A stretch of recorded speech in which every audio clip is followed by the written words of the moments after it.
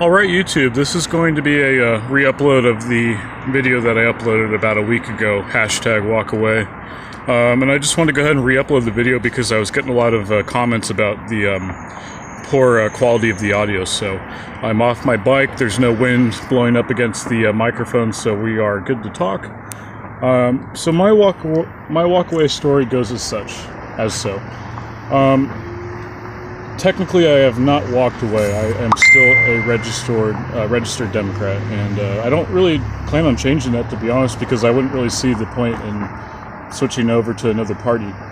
The Libertarian Party is very attractive, but you kind of have to question their leadership when they put out a guy like Gary Johnson, who clearly isn't a libertarian. He kind of comes off as more of a neocon.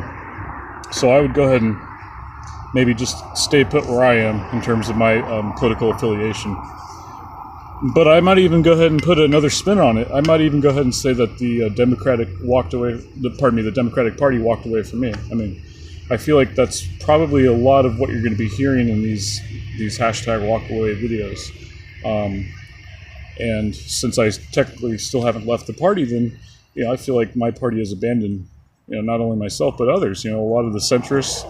The Democratic Party used to be composed of a lot of right-wingers, kind of almost leaning towards neocon in a way.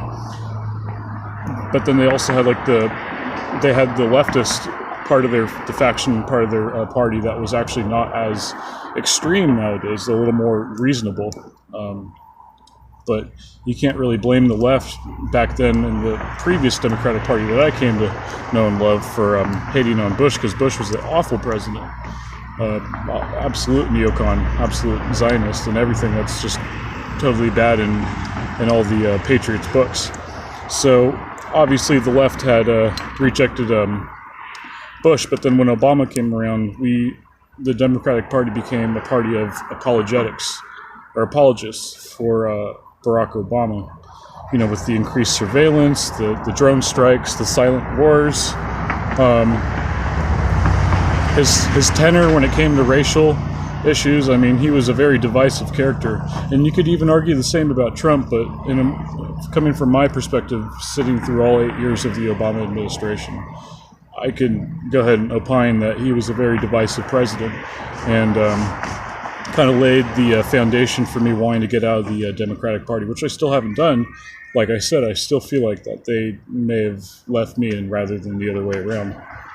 And like I said, in a lot of ways, they've abandoned the centrist aspect of their party. There's a lot of people in the Democratic Party, like I said earlier, that are, I guess, right-wingers that are pro-gun. They're for spending cuts and everything. So kind of like the typical fiscal liberal, maybe leaning more socially liberal, so probably pro-gay marriage, pro-abortion like I am myself. Well, I'm more pro-life. I'm anti-abortion, but pro-life. So do with that information what you will.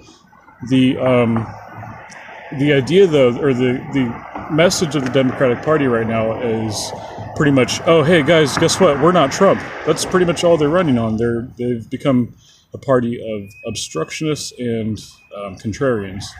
And there's a lot of good people on the right, or pardon me, on the left in the Democratic Party. There's Connor Lamb. I would even go ahead and say that Dick Durbin is a decent senator. Dick Durbin, he's taken part in a lot of these hearings, like with Terry Crews and Mark Zuckerberg. Anybody who has the gall to ask Mark Zuckerberg some tough questions is a good guy in my book. So Dick Durbin, regardless of the shithole controversy where he went to the press and said, Trump said shithole. Other than that, I think he's a decent guy. And I'm not too down on the Democratic Party, but then when you get guys when you get people like Maxine Waters, just a total whack job, really. Just not a decent person by any means.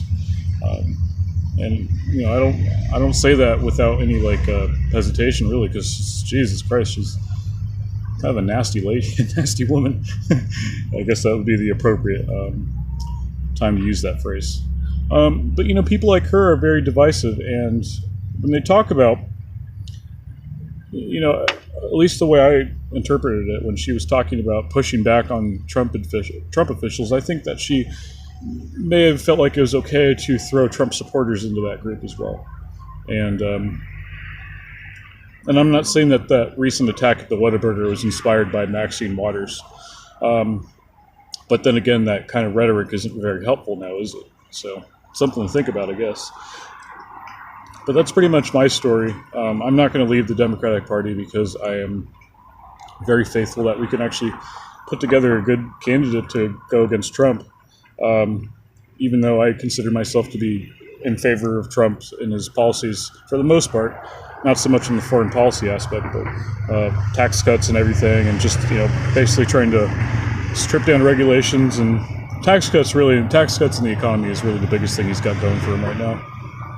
But the Democrats, they need to put together a decent candidate pool, and they need to answer with their own Trump. They need to answer with their own outsider, and that might mean getting someone who goes against party norms, and that may include a Cortez. What's her name? The Alexandria Cortez. I mean, she's a socialist. She's more left-leaning, but I would not be surprised if there is a Trump-like character, like a center-right type, as Styx likes to call him, a business Democrat, someone who goes into the Democratic Party, takes over, makes the party, creates a party in his own image, essentially, like Trump is what he's doing with the Republican Party, that kind of thing. And they would really be in a good position to be a successful party, because right now they are, I mean, I don't really see anybody key in the party right now that's going to be a good leader, that's going to be a good candidate to go against Trump.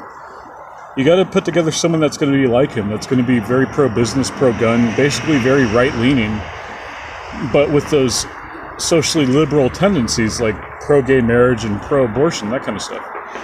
So it's something to think about. I'm not leaving, and I still feel like the Democratic Party left me, so that's my spiel. Thank you for listening, guys. I hope you guys are having a beautiful day today.